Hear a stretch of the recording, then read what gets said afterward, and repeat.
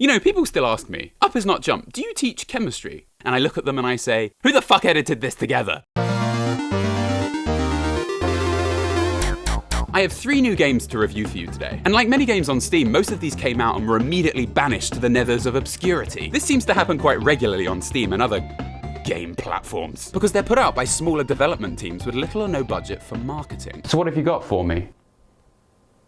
Get out of my office, leave the egg. The first game we have perfectly simulates the feeling of hopelessness akin to Steam burying your game in its deepest catacombs on the first day of its release. So we'll just open this up, get the disc nice and snug. There we go. Now Broken Seal is particularly interesting as it starts you off looking at the, Walls of the Dam level in GoldenEye 64. I mean, what is this? Did the makers just photograph a small rock and be like, yeah, we'll just stretch that over a cliff face for the opening shot of the game and no one will know? I can't tell if this is a glitch, this guy's arsehole, or Hogwarts Tower through a fucking electron microscope. Oh my god, what's happened? The most surprising thing in the game is I have actual arms. Why is that surprising? This is the first VR game I've played where I have real arms, and it's genuinely pretty awesome. But my arms are a little longer than the guy I'm playing in game, so when I extend my reach, I actually pull the sword out of my own hand. Expelliarmus! I actually have an entire body below me, but when I look down, my hair appears and blocks part of my vision, so looking down becomes completely off limits. Do we really need to render my own hair? The game is in a first-person view. Why not go all the way and give me fucking glasses that fall off when I look down and make me go blind? My favourite Half-Life mod.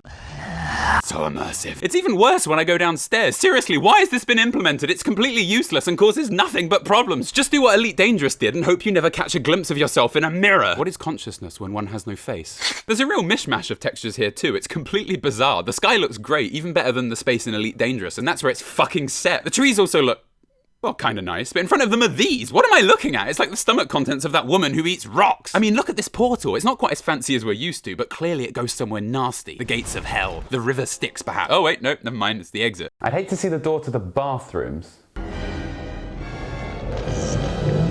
Always a line. This area of the game is mainly just a menu area for creating your character and adjusting the settings to your liking, which is a nice touch. You then enter a portal and that's what takes you to the main game. Okay, now this is more like it. It's strange that the first screen of the game is such a clusterfuck of visual styles, but once you start, it genuinely has really nice atmosphere. Suck it, Dobby, I've killed you again. Oh. Well, he's in hell now. I begin my journey by finding this guy who teaches me a spell, and to use it he says, hold the right trigger and you can see a purple orb. Keep holding when you speak the spell until the magic affected or not. All this guy really means is to use the spell I aim, press the trigger and say out loud the spell I want to use. Alright, here we go. Fireball. Fucking hell. I mean, a lot happened during that spell, but it definitely works. You see, there are loads of spells in the game which you have to say out loud to use. The Vive has a microphone inside, and the game always correctly identifies what I'm trying to say. Fuck it. So the point of this game is to get quests, and then explore the map killing enemies and upgrading your spells, like this one. Show me your beauty, the silence of death. Ah, human finally wishes to see the beauty of death. Wait a minute. Fields of enemies and spells that charge and quests with exclamation marks. No. For those who don't know, this game is starting to look a lot like World of Bushcraft. Nailed it. Warcraft is a life swallower, a time succubus, a wallet muncher. I put more time into honing my character's alchemy in that game than I did my own fucking chemistry degree. Then grab a reflux condenser. This'll do. The game isn't perfect by a long shot, but it's extremely varied and the locations and atmosphere are really compelling. I like how you can hit your shield with your sword, taunting enemies as they approach you. Come at me, bruh. The lack of polish on this game, however, is quite obvious. The sound is really off for a start, so although the music and the atmosphere is great, the sounds the enemies make aren't directional at all, so it sounds like the enemies are all around you, even when they're just straight ahead. So I keep finding myself turning around to see if there are any enemies behind me. No enemies here, human. Only your good friend Khajiit. Come closer. Retribution! There are also huge delays between saying a spell and having it activate, probably because the game is trying to work out if I said fireball or hire hall. Hire it! So you just end up standing in the middle of your house screaming, fireball, fireball, fireball, fireball, fireball, fireball, fireball, fireball, fireball. This game also makes you use your hands themselves to select things rather than the tips of the weapons you're holding. So you have to insert your sword into the buttons you want to press until your fingers touch them, like in the last game I reviewed. Original content. And the very best spell I found in the game is the portal scroll that takes you back to the opening area when you throw it. Go gadget, portal. Fuck.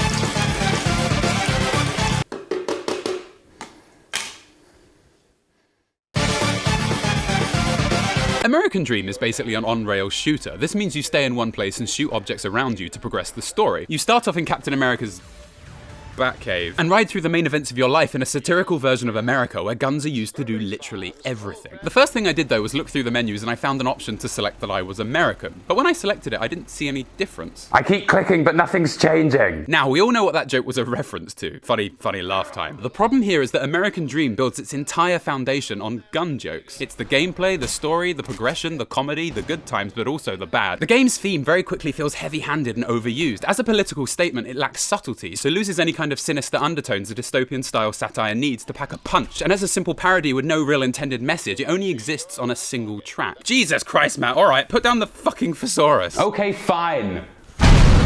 However, as a sort of reverse broken seal, it's polished as fuck. The gameplay is smooth, the handling and the reloading of the guns is brilliant, and the graphics are some of the best I've seen on the Vive. I like how when you fire a bullet, it stays in the room and bounces around. So if you fire numerous times, the room fills with floating objects. Not like this at all. There are great moments too, like when you get this attachment for your gun and it acts like a hand because you don't have hands because they're guns. It's like the tiny little hand out of Deadpool and it's kind of mesmerizing. You got me. The only real technical problem I had with the game is that there were several audio clips that would sometimes start playing over themselves. Like when you're playing catch with your dad. Baseball player kept turning lights on and off. Oh well, he was. It's okay.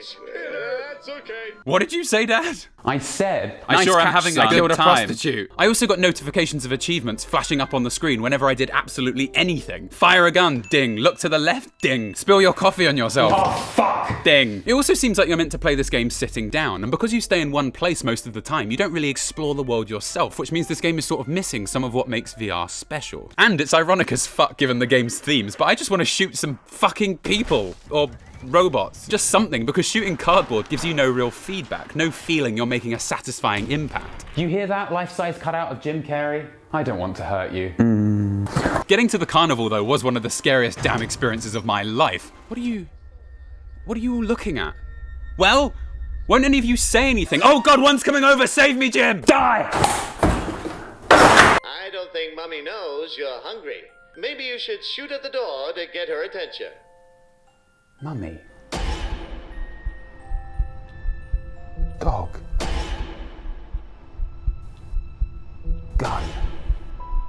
Wait, something's coming back to me.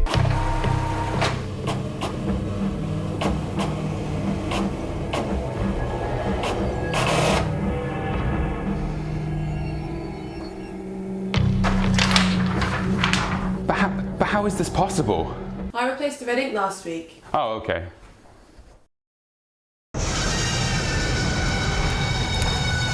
Duck Season is a VR remake of sorts of the NES game Duck Hunt. You shoot rounds of ducks that fly by and get a score at the end of each round based on how many your dog friend collects. What is this beast you have befriended, human? It strikes fear into the heart of Khajiit. I bought this for him too, Sid. Oh, the horror. It's also significantly shorter and less varied than the Amercian Dream. What you're seeing now is most of the combat-based gameplay, but that's because this is just the cookie holding in the delicious ice cream. Oh, yeah. A distraction, if you will. The real appeal is the game's presentation, its atmosphere, the story. It makes you feel like Batman. Wait, it makes you feel like a kid at home with your mum on a lazy Saturday. You can watch VHS tapes, play different games, fuck around with your toys. You aren't limited to wildly shooting about, and it builds a real connection between you and your character. And at least you don't shoot fucking cardboard. You can look again, Jim. When you start the duck hunting section of the game, you suddenly find yourself inside the television. Just like you as a kid, there's nothing else in the world. No distractions, just you and your TV. They're showing Power Rangers. Ow! Fuck. I mean, you've got some pretty fucked up hands, but something else isn't quite right. Something's off here. And as the game progresses, it gets stranger and more unusual. Just watching this kid fire a gun is so much more impactful than anything that happens in Amercian Dream, because everything else going on in Duck Season is seemingly normal.